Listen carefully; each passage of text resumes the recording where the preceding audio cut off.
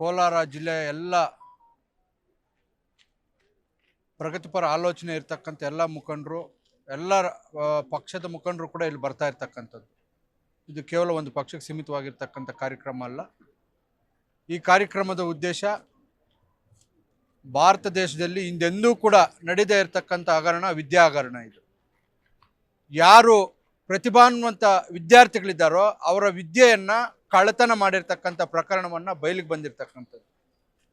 ಬಹುಶಃ 2 ತಿಂಗಳು 3 ತಿಂಗಳ ಹಿಂದೆ ನೀಟ್ನ ಪರೀಕ್ಷೆ ಬಂದಾಗ ನಮ್ಮ ಕೋಲಾರಲ್ಲೇ 5 ರಿಂದ 6 ಜನ MBBS ಸೀಟ್ಗೆ ಕ್ವಾಲಿಫೈಡ್ ಆಗಿದ್ದರು.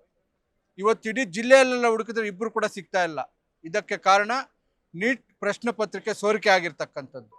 ಇದನ್ನು ಖಂಡಿಸೋದಕ್ಕೆ ನಾವೆಲ್ಲರೂ ಕೂಡ ಇಲ್ಲಿ ಸೇರಿರ್ತಕ್ಕಂಥದ್ದು. ಬಹುಶಃ ಮೊನ್ನೆ ನಡೆದಿರ್ತಕ್ಕಂಥ ಪ್ರತಿಭಟನೆ CJP ಪಕ್ಷ ಮಾಡಿದೆಯೋ ಇನ್ನೊಬ್ಬರು. ನೂತನವಾಗಿ ಪ್ರಾರಂಭವಾಗಿರುವ ಶ್ರೀವೇಣು ಟಿವಿಎಸ್ ಶೋರೂಮ್ನಲ್ಲಿ ಟಿವಿಎಸ್ ಕಂಪನಿಯ ಎಲ್ಲಾ ರೀತಿಯ ಪೆಟ್ರೋಲ್ ಮತ್ತು ವಿದ್ಯುತ್ ಚಾಲಿತ ಬೈಕ್ಗಳಿಗಾಗಿ ಎಂದೇ ಭೇಟಿ ನೀಡಿ.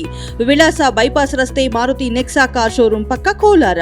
ಹೆಚ್ಚಿನ ಮಾಹಿತಿಗಾಗಿ ಸಂಪರ್ಕಿಸಿ 9986833899 ಅಥವಾ 9986933299 ಮಾಡಿದ್ದಾರೆ. ಬಹುಶಃ ಅದು ಭಾರತ ದೇಶದ ಸ್ವತಂತ್ರ ಬಂದ ಮೇಲೆ ಇದೊಂದು ಬಹಳ ದೊಡ್ಡ ಚಳವಳಿಯನ್ನು ಇವತ್ತು ನಡೆದಿರ್ತಕ್ಕಂಥ ಚಳವಳಿ. ಇದು ಪ್ರಜಾಪ್ರಭುತ್ವದಲ್ಲಿ ಚಳವಳಿಯನ್ನು ಮಾಡ್ತಕ್ಕಂಥದ್ದು ಸಂವಿಧಾನಬದ್ಧವಾಗಿರ್ತಕ್ಕಂಥ ಹಕ್ಕು. ಬಹುಶಃ ನೀವು ಇದನ್ನು ಮಾಧ್ಯಮದವ್ರು ನೋಡ್ಬೋದು.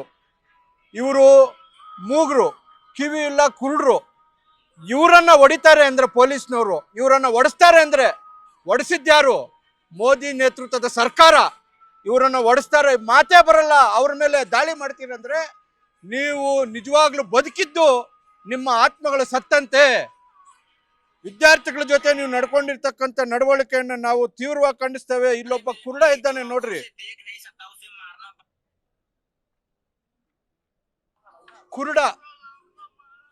ಕುರುಡನನ್ನ ಹೊಡೆಯೋದು. ಇದು ಎಲ್ಲಿಗೆ ಹೋಗ್ತಾ ಇದೆ ಮಾನವೀಯತೆ ಸಮಾಜ? ನೀವೆಲ್ಲಿಗೆ ಹೋಗ್ತಾ ಇದ್ದೀರಿ? ಅವ್ರು ಕೇಳಿದ್ದಾದ್ರೂ ಏನು?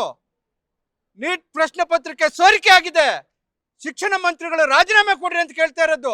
ಕನಿಷ್ಠ ಪಕ್ಷ 20 ಜನ ಸತ್ರು ಕೂಡ ಒಬ್ಬೊಬ್ಬರನ್ನ ಪರಾಮರ್ಶೆ ಮಾಡಲಿಲ್ಲ ಅಂದ್ರೆ ನಿಮ್ಮ ಮನುಷ್ಯತ್ವ ಅಡಗಿದೆಯಾ, ಮನುಷ್ಯತ್ವ ಸತ್ತಿದೆ ಅನ್ನೋದನ್ನ ನೀವೇ ಪ್ರಶ್ನೆ ಮಾಡ್ಕೋಬೇಕು. ಯಾರ ಮನೆಗೂ ಹೋಗ್ಲಿಲ್ಲ, ಯಾರು ಸತ್ತೋದ್ರು ನಿಮಗೆ ಬೇಕಾಗಿಲ್ಲ. ಬಹುಶಃ ಇಂಟೆಲಿಜೆನ್ಸಿ ರಿಪೋರ್ಟ್ ಪ್ರಕಾರ, ಪೊಲೀಸ್ ಇಂಟೆಲಿಜೆನ್ಸಿ ರಿಪೋರ್ಟ್ ಪ್ರಕಾರ 150ಕ್ಕೂ ಹೆಚ್ಚು ಜನಗಳಿಗೆ ತಲೆ ಒಡೆದೋಗಿದೆ. ಯಾರು ಹೊಡೆದವ್ರು? ಯಾರು? ಬಿಜೆಪಿಯ ನೇತೃತ್ವದ ಮೋದಿ ಸರ್ಕಾರ ಹೊಡೆದಿರ್ತಕ್ಕಂಥದ್ದು. ಕೇಳ್ತಾ ಇರೋದೇನು ರಾಷ್ಟ್ರದ ಜನ ಏನು ಕೇಳ್ತಾ ಇರೋದು? ಯಾರ ನೇತೃತ್ವದಲ್ಲಿ ಪ್ರಶ್ನೆ ಪತ್ರಿಕೆ ಸೋರಿಕೆ ಆಗಿದೆಯೋ ಅವ್ರ ಕೈಲಿ ರಾಜೀನಾಮೆ ಕೊಡಿಸಿ ಅಂತ ಕೇಳ್ತಾ ಇರ್ತಕ್ಕಂಥದ್ದು. ಕನಿಷ್ಠ ಪಕ್ಷ ರಾಜೀನಾಮೆ ಕೊಡದಿದ್ರೆ ಹಾಳಾಗೋಗ್ಲಿ, ಅವನ ಮೇಲೆ ಒಂದು ಎನ್ಕ್ವೈರಿ ಕಮಿಟಿ ಹಾಕೋದಕ್ಕೂ ನಿಮ್ಗೆ ತಾಕತ್ತಿಲ್ಲ ಅಂದ್ರೆ ನೀವೆಷ್ಟು ಶಾಮೀಲಾಗಿದ್ದೀರಿ ಮೋದಿ ಅವರೇ? ನೀವೆಷ್ಟು ಜನನ್ನ ಬಾಯಿ ಹೊಡೆದು ಬಂದಿದ್ದೀರಿ? ಈ ದೇಶದಲ್ಲಿ 3 ಉದ್ಧಾರ ಆಗ್ತಾ ಇರೋದು. ಒಂದು ಅಮಿತ್ ಶಾ, ಒಂದು ಮೋದಿ, ಅದಾನಿ, ಅಂಬಾನಿ. ಇವ್ರಿಗೇನಾ ಈ ದೇಶ ಕೊಟ್ಟಿರ್ತಕ್ಕಂಥದ್ದು? ಸಾವಿರಾರು ಜನರ ತ್ಯಾಗ ಬಲಿದಾನದಿಂದ ಬಂದಿರ್ತಕ್ಕಂಥ ಸ್ವಾತಂತ್ರ್ಯವನ್ನ ಮೋದಿ ಅವ್ರು ಎತ್ಕೊಂಡೋಗಿ ಅದಾನಿ ಅವ್ರಿಗೆ ಅಡ ಇಟ್ಟಿದ್ದೀರಲ್ಲ, ನಾಚಿಕೆ ಆಗ್ಬೇಕು ನಿಮ್ಗೆ. ಈ ದೇಶದಲ್ಲಿ ಚಳವಳಿಗಳು ನಿರಂತರವಾಗಿರ್ತವೆ. ವಿರೋಧ ಪಕ್ಷ ನಾಯಕರನ್ನ ಹೊಡಿತಾ ಇದ್ದಾರೆ. ವಿರೋಧ ಪಕ್ಷ ನಾಯಕರನ್ನ ಪ್ರಶ್ನೆ ಮಾಡ್ತಕ್ಕಂಥವ್ರು ಎಲ್ಲರೂ ದೇಶದ್ರೋಹಿಗಳೇ. CJPಯಲ್ಲಿ ಯಾರ್ಯಾರು ಭಾಗವಹಿಸಿದ್ದಾರೋ, ವಿದ್ಯಾರ್ಥಿಗಳ ಪರವಾಗಿ ಯಾರ್ಯಾರು ಮಾತಾಡ್ತಾರೋ ಅವರೆಲ್ಲರೂ ಕೂಡ ದೇಶದ್ರೋಹಿಗಳೇನಾ?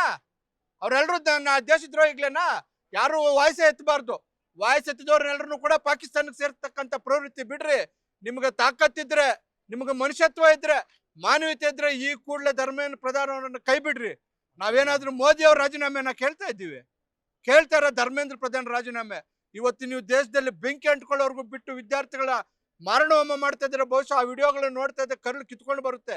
ಒಬ್ಬೊಬ್ಬ ವಿದ್ಯಾರ್ಥಿದು ಕೂಡ ತಮ್ಮದು ಎಷ್ಟೋ ಸಾಹಸ ಮಾಡಿ ಓದಿ IAS ಮಾಡಬೇಕು, IPS ಮಾಡಬೇಕು, ಎಲ್ಲ ಕನಸುಗಳು ನುಚ್ಚು ನೂರು ಮಾಡಿರ್ತಕ್ಕಂಥ ನಿಮ್ಮ ಮಾನಯೇಡಿ ಸರ್ಕಾರಕ್ಕೆ ನಾವು ಧಿಕ್ಕಾರವನ್ನು ಹೇಳ್ತಾ ಇದ್ದೇವೆ. ಕೂಡಲೇ ಧರ್ಮೇಂದ್ರ ಪ್ರಧಾನ್ ಅವರು ರಾಜೀನಾಮೆ ಕೊಡಬೇಕು. ಇಲ್ಲಿ ಸಂಘಟನೆ ಮಾಡಿರ್ತಕ್ಕಂಥದ್ದು ಕೇವಲ ಒಂದು ಪಕ್ಷ ಅಲ್ಲ, ಇಲ್ಲಿ ಸೇರಿರ್ತಕ್ಕಂಥ ನೂರಾರು ಮನಸ್ಸುಗಳು ಒಳ್ಳೆ ಆಲೋಚನೆಯಲ್ಲಿ ಸೇರಿರ್ತಕ್ಕಂಥದ್ದು, ದೇಶದ ಪ್ರಗತಿಗಾಗಿ ಸೇರಿರ್ತಕ್ಕಂಥ, ದೇಶದಲ್ಲಿ ನಡೀತಾ ಇರ್ತಕ್ಕಂಥ ಪ್ರಜಾಪ್ರಭುತ್ವದ ಕೊಲೆಯನ್ನು ನಾವು ಖಂಡಿಸ್ತಾ ಇದ್ದೇವೆ.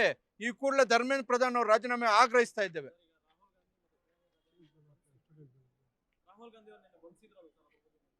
ಅದನ್ನ ಹೇಳ್ತಾ ಇರೋದು. ಈಗ ವಿದ್ಯಾರ್ಥಿಗಳನ್ನೇ ಸಾವಿರಾರು ವಿದ್ಯಾರ್ಥಿಗಳ ಮೇಲೆ ಕೇಸ್ ಹಾಕ್ತಾ ಇದ್ದಾರೆ. ಅವ್ರು ಯಾರು ಏನು ಆಗಬಾರ್ದು ಅಂತೇಳಿ 2 ಕೋಟಿ ಉದ್ಯೋಗ ಕೊಡ್ತೀನಿ ಅಂತೇಳಿ ಹೇಳಿ 2 ಕೋಟಿ ಲಾಠಿ ಇಟ್ಟು ಕೊಡ್ತಾ ಇರೋದು. 2 ಕೋಟಿ ಉದ್ಯೋಗ ಕೊಡಲಿಲ್ಲ ವರ್ಷಕ್ಕೆ. ಇವತ್ತಿನ ಮೊನ್ನೆ ನಡೆದಿರ್ತಕ್ಕಂಥ ಹೋರಾಟದಲ್ಲಿ 2 ಕೋಟಿ ಲಾಠಿ ಇಟ್ಟು ಕೊಟ್ಟಿದ್ದಾರೆ. ಫಿರಂಗಿ ಸಿಡಿಸಿದ್ದಾರೆ, ಅಶ್ರುವಾಯು ಸುರಿಸಿದ್ದಾರೆ. ಸುಟ್ಟಾಕೋದು ಒಂದೇ ಬಾಕಿ. ವಿರೋಧ ಪಕ್ಷ ನಾಯಕರು ಪ್ರತಿಭಟನೆ ಮಾಡೋದು ಸಹಜ ಪ್ರಜಾಪ್ರಭುತ್ವದಲ್ಲಿ. ಅವ್ರು ಪ್ರತಿಭಟನೆ ಮಾಡೋಕೆ ಹೋದ್ರೆ AK-47 ಇಟ್ಕೊಂಡು ನಿಂತಿದ್ದಾರೆ.